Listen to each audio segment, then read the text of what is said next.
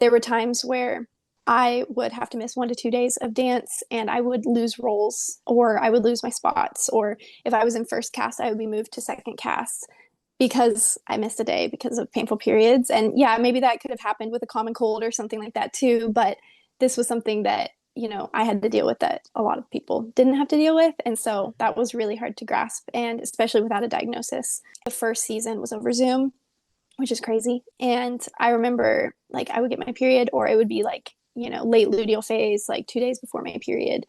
And I would have to like go off the camera and like I would almost pass out because the fatigue was so severe. And I felt like if I jumped, like, you know, did normal ballet jumps, like I was going to break my ankle. I felt like I was just going to collapse and my legs were going to give out.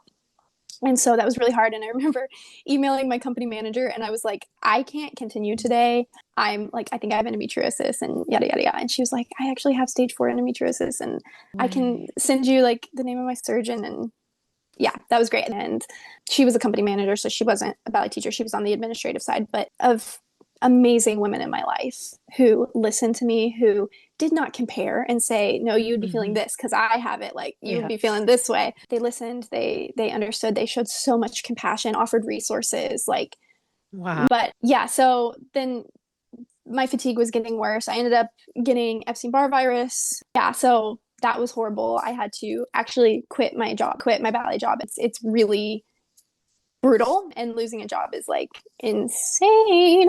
I was about to get married and I was supposed to have a whole audition season and audition for companies where my husband was going.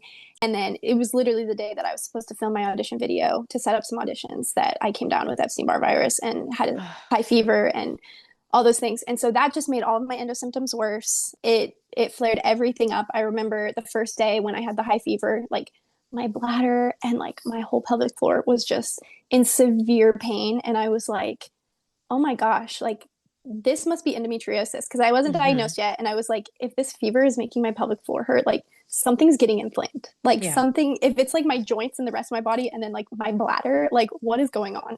So that really affected me. It was a really, really, really hard time. And I had the hope of getting married and moving off, with my husband and starting a new life, which I had always dreamed of. But then when I went to audition the next season, I couldn't get through like audition season. I ended up getting some contracts and some jobs and I turned them down because I was so severely fatigued. I was in so much pain.